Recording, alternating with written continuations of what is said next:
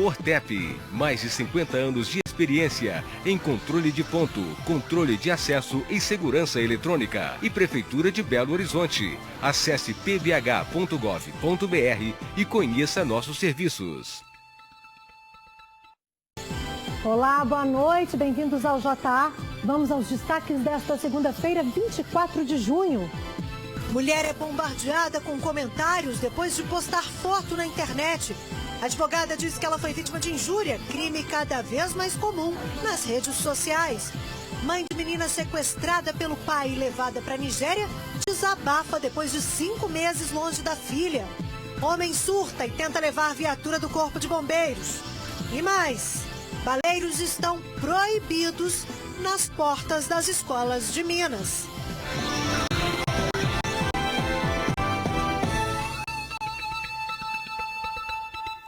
Terminou o drama da mãe que teve a filha levada pelo pai para a Nigéria, na África, país em que ele nasceu e fingia ser cônsul. A menina de 9 anos voltou para casa depois de 5 meses. A mãe emocionada falou sobre a vitória de ter a filha de volta. Ela ficou feliz, ela falou, ai que bom, quero comer arroz com feijão. A menina de 9 anos ficou 5 meses fora do Brasil, sequestrada pelo pai que é africano. Ela foi para a Nigéria sem saber que estava indo para lá. Ele disse que eles estavam indo em São Paulo para poder comprar uma boneca que ela queria.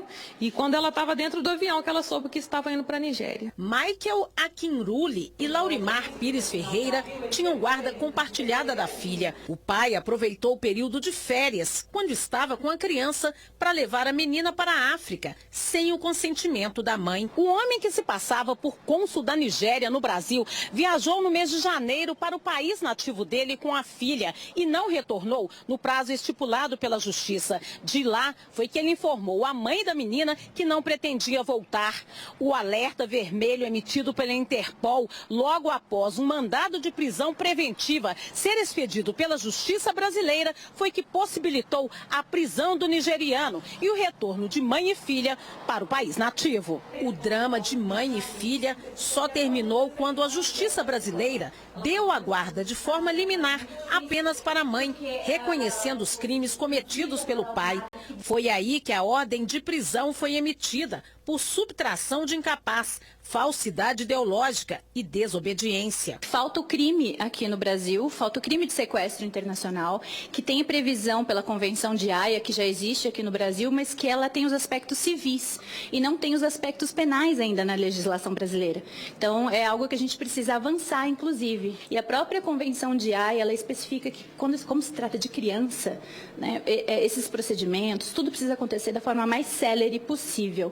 Porque senão a criança se adapta ao local e aí realmente fica muito mais difícil o regresso dela ao país de origem. A Nigéria não era signatária. E a Nigéria não era signatária, então a gente precisava realmente utilizar do Itamaraty. O inquérito foi concluído pela Justiça Brasileira e o nigeriano indiciado. Não dá pra gente falar em extradição e não dá pra gente falar também a respeito dos crimes, como que ele vai ser julgado lá. Com relação ao crime que foi cometido aqui no Brasil, ele vai ser julgado pela Justiça Brasileira. E como tem o alerta vermelho da Interpol, caso ele vá para algum país que seja signatário de tratado de extradição com o Brasil, ele pode vir para o Brasil e cumprir essa pena aqui. De volta ao lar, Laurimar diz que não pretende impedir a filha de ver o pai. Esse contato eu não vou impedir, nunca. Houve uma quebra muito grande de confiança, a gente vai ter que conversar sobre como que esse contato vai acontecer, mas ele vai existir sim. 19 pessoas morreram nas estradas durante o feriado prolongado de Corpus Christi. De meia-noite da última quinta-feira à meia-noite de domingo, a Polícia Militar Rodoviária registrou 17 mortes nas estradas estaduais, quase o dobro do ano passado, quando 9 pessoas morreram. Já nas estradas federais, segundo a PRF, foram 2 mortes. Mas voltando às estradas estaduais, segundo os militares, a mistura álcool e volante pode ter contribuído para o aumento de acidentes. Uma pessoa foi presa a cada 2 horas por embriaguez ao volante. O excesso de velocidade também disparou este ano comparado ao ano passado, um aumento de 43% no número de veículos flagrados fora da velocidade permitida. A Polícia Rodoviária Federal fez 2 apreensões de maconha nas estradas mineiras. Mais de 130 quilos estavam escondidos em fundos falsos dentro dos veículos.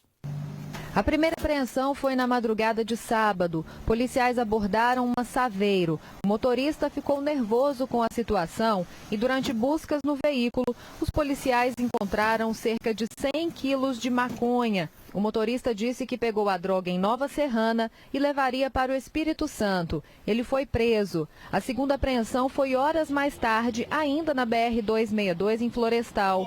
Os federais abordaram uma Pajero e, com a ajuda de cães farejadores, localizaram um fundo falso na estrutura do veículo. Foram apreendidos 34 quilos de maconha. O motorista foi preso e levado para a Polícia Federal de Belo Horizonte. Um homem tentou furtar uma viatura do Corpo de Bombeiros que estava parada em frente a um hospital em Varginha, no sul de Minas. Ele não conseguiu fugir com o veículo porque deixou o freio de mão puxado e acabou preso. Um caso no mínimo inusitado. De acordo com a Guarda Municipal, uma viatura do Corpo de Bombeiros chegou no Hospital Bom Pastor e os militares desceram para levar uma vítima até o interior do pronto-socorro. Só que o motorista teria deixado a chave no contato. Foi aí que, segundo a Guarda, Alex Rocha, de 45 anos, aproveitou para tentar furtar a viatura. Tentou evadir do local. Ele evadiu por volta de 30 metros, ele não conseguiu porque o freio de mão estava acionado, então foi arrastando e não conseguiu evadir. Com isso, a guarnição, a guarda que estava no local, ela juntamente com munícipes, conseguiu conter o cidadão. Uma mulher da Guarda Municipal e outras pessoas que estavam aqui no hospital correram para segurar o rapaz que estava ainda tentando levar a viatura embora. Só que não deu muito certo e ele acabou preso. Da delegacia, Alex estava com alguns ferimentos na cabeça que, segundo a Guarda, foram feitos antes da prisão do suspeito em uma briga na frente de um bar. Segundo ele envolveu numa briga na cidade, no estabelecimento aí, e teve algumas escoriações. Ele foi para ser atendido e aproveitou, né, o momento que os bombeiros estavam atendendo a vítima, entrou na viatura e evadiu aí com o veículo aí, com a viatura do Corpo de Bombeiro.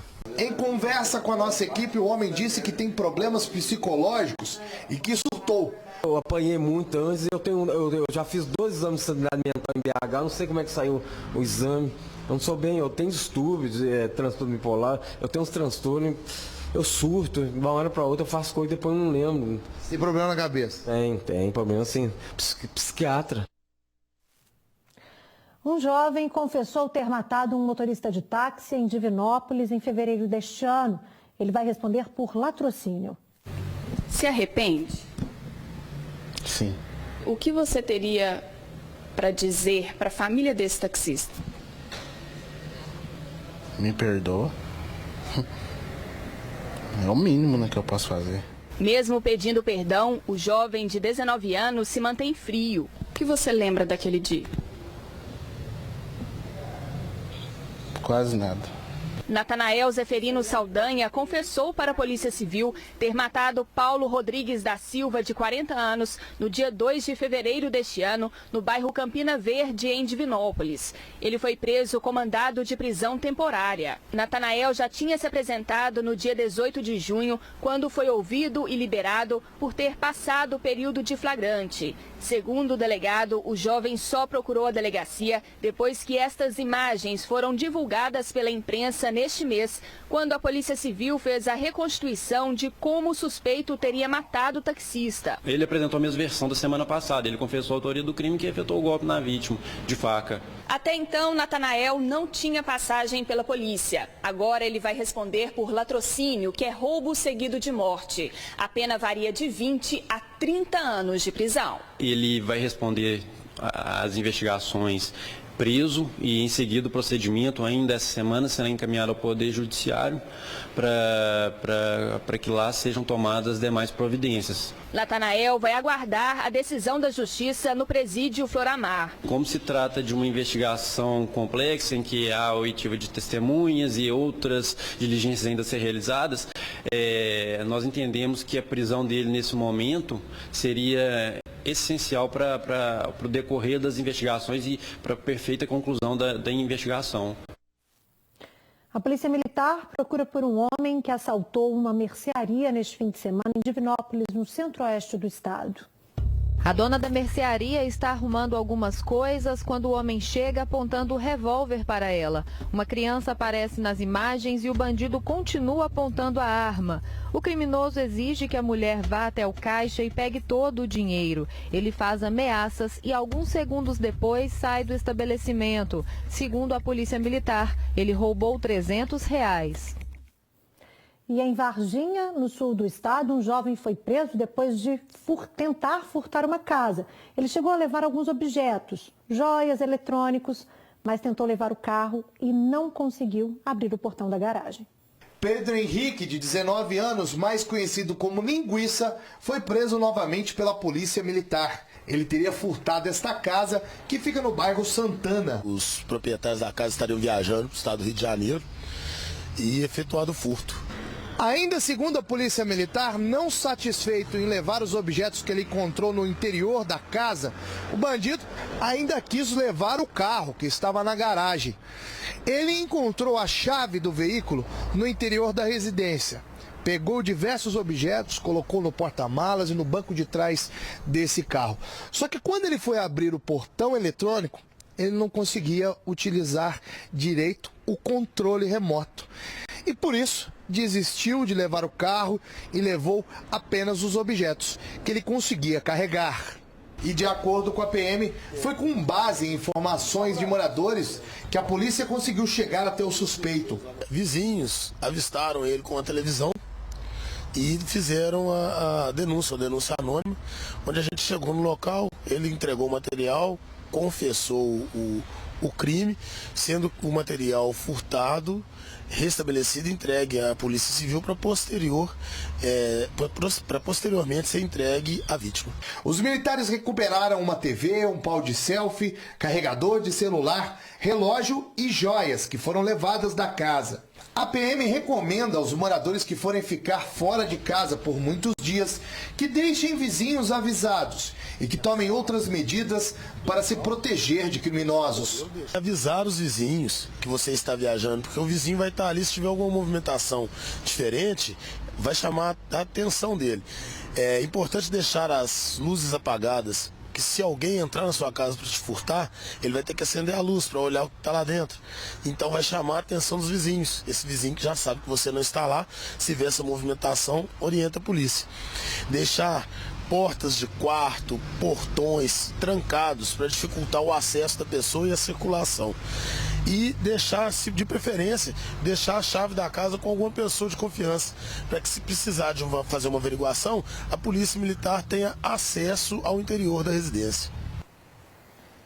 Agora é hora de sabermos como vai ficar o tempo nesta terça-feira, dia 25 de junho, em todo o estado. Vamos ver a previsão no mapa.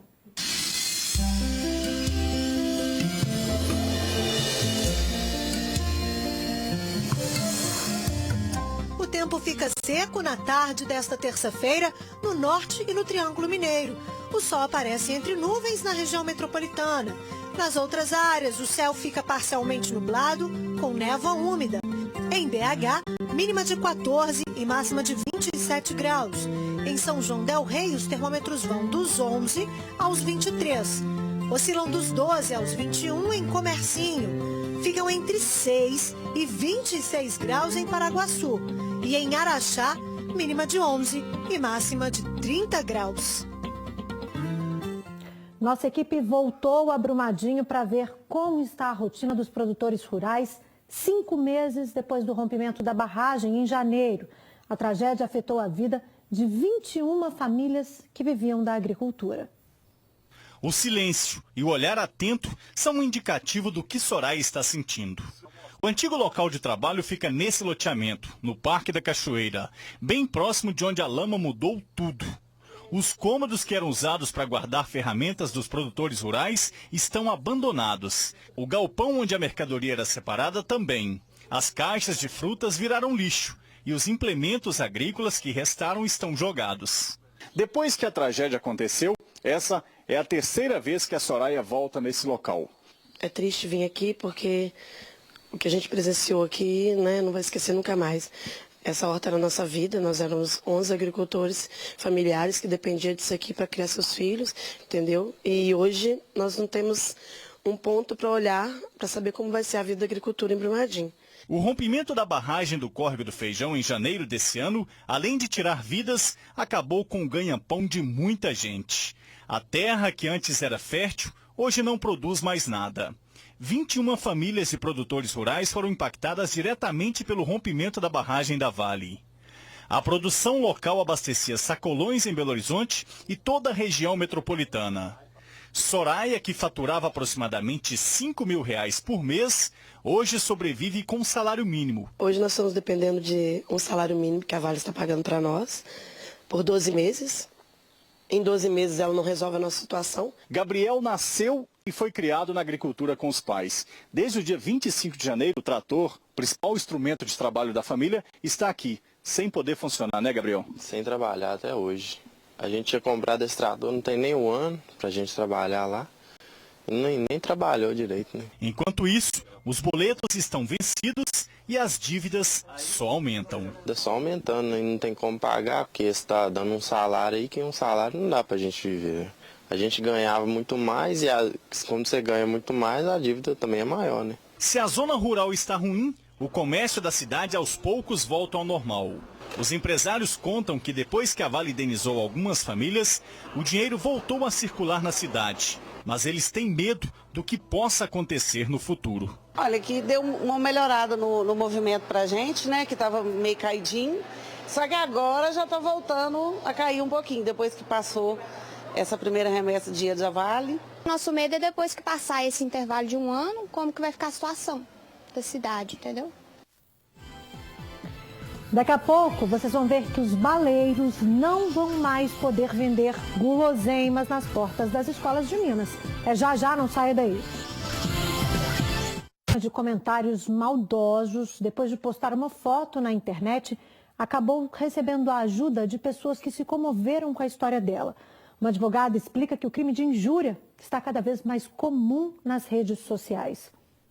Que a internet é terra de ninguém, a gente já sabe. As redes sociais estão cheias de ofensas e comentários preconceituosos. Pessoas que escrevem o que querem sem se preocupar com os outros. Foi exatamente o que aconteceu com Dona Hilda. Depois de postar uma foto em um grupo de dicas de cabelo, começou a ser ofendida por causa de sua aparência. Eu fiquei triste, fiquei querendo chorar, mas aí uns falavam mal, outros falavam bem. Elas mesmas começaram a me defender. E acabou, aí eu nunca respondi mal nem nada, não. Algumas pessoas escreveram, raspa a cabeça e acabou o problema.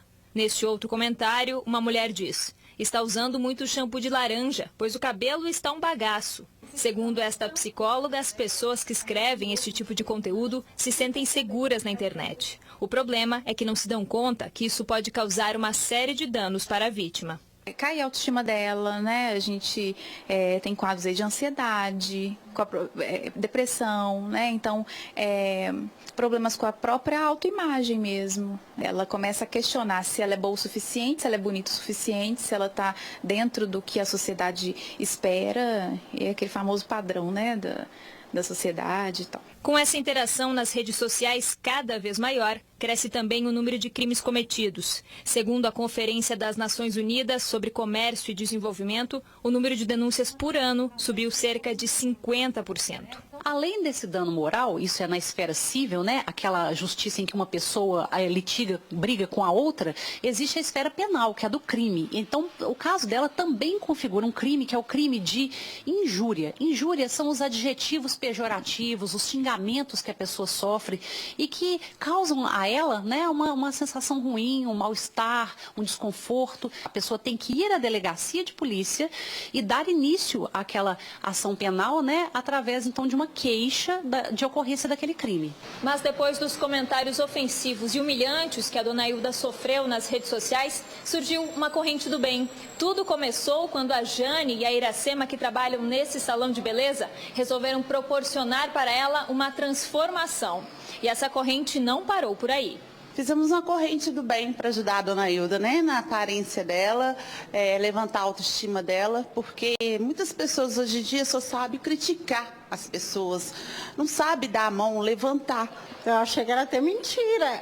Aí eu passei meu zap para ela, ela me chamou, a Jane me chamou no zap, e aí a gente foi conversando. Nós fizemos um alisamento nela, em seguida eu fiz o mega hair nela, depois nós fizemos a sobrancelha dela de micropigmentação e fizemos escova, pé e mão. E a história da dona Hilda sensibilizou mais pessoas. Essa dentista ficou sabendo do caso e também quis ajudar. Consertamos alguns dentes dela na frente, que estavam, né, atrapalhando um pouco ela sorrir. Depois do tratamento concluído, ela ficou totalmente satisfeita. Deu um sorriso e mudou totalmente a autoestima dela. Isso aí, dona Hilda. E a partir de hoje, alimentos gordurosos e calóricos estão proibidos nas escolas de Minas. O que já não é muita novidade, porque a maioria já não vende mais os famosos salgadinhos, refrigerantes, biscoitos recheados. Agora, os baleiros nas portas das escolas também foram proibidos. Produtos que dão água na boca estão banidos do ambiente escolar. Alimentos com alto teor de caloria, gordura saturada, trans, açúcar livre, sal ou poucos nutrientes. Um decreto estadual proíbe a comercialização dentro e fora das escolas por vendedores ambulantes. Pessoas como o seu Antônio, tradicionalmente aqui conhecido como baleiro, está a partir de agora proibido de atuar por aqui. Eu pago a prefeitura anual. Tem licença aqui da prefeitura. Mesmo com esses documentos, o senhor sabia que a partir de hoje, de acordo com o decreto estadual, o senhor não pode mais estar atuando na porta de escola, sabia disso? Mas o problema é o seguinte, que eu sempre fiquei aqui, né? Porque sair daqui não sei pra onde que eu vou. Dificulta muito a vida da gente, entendeu? Porque a gente depende do trabalho da gente, porque não tem como arrumar um emprego pra mim, entendeu? Se ela não comprar aqui, ela vai comprar outro lugar, né? Vai comprar outro lugar, não tem jeito, entendeu? Porque não é só o baleiro que trabalha na porta da escola, porque até na rua, no semáforo, tá vendendo bala. De acordo com o decreto estadual, os baleiros estão impedidos de atuar na porta da escola. Como é que a senhora vê essa situação? Eles precisam de um trabalho, né? Então é a forma deles ganharem dinheiro. Eu acho que é um trabalho, entendeu? Sinceramente, é um trabalho. Agora, se, por exemplo, tem mãe, pai, que não gosta de dar muita bala pro filho, é uma opção da pessoa e a pessoa não compra. Eu queria muito que eles entendessem que a gente precisa, é o nosso pão. O emprego tá difícil, não só eu, não estou falando só por mim, não. Estou falando por todos. Tá difícil, gente, nós não estamos conseguindo trabalho e eu tenho certeza, cada pai de aluno que passar aqui, você perguntar o que acha de mim aqui, eu vou ter o apoio deles. Pois é, a Prefeitura de Belo Horizonte nos informou em nota que está estudando e analisando junto ao Ministério Público Estadual uma forma de fazer a fiscalização nas portas das escolas. O JA termina aqui, você fica agora com o SBT Brasil. Uma ótima semana para você e até amanhã. Tchau! Jornal da Alterosa.